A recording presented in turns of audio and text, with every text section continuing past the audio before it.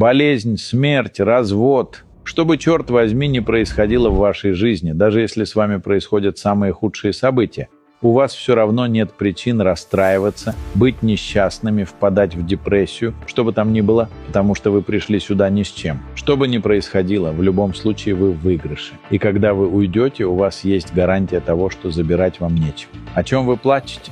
Что это? Нет, вы знаете, что они сказали, что они сделали, как посмотрели на меня, сказали это, сказали то, сделали это, сделали то. Не имеет значения, кто что сделал. Просто поймите, как подло вы поступаете с собой, делая себя несчастными. Никто не должен вам ничего делать. Если вы подвергаете себя стрессу, расстраиваетесь, становитесь несчастными, депрессивными, вам не нужны враги, вы и сами справляетесь, и у вас это отлично получается. Вам пора выбираться из этого.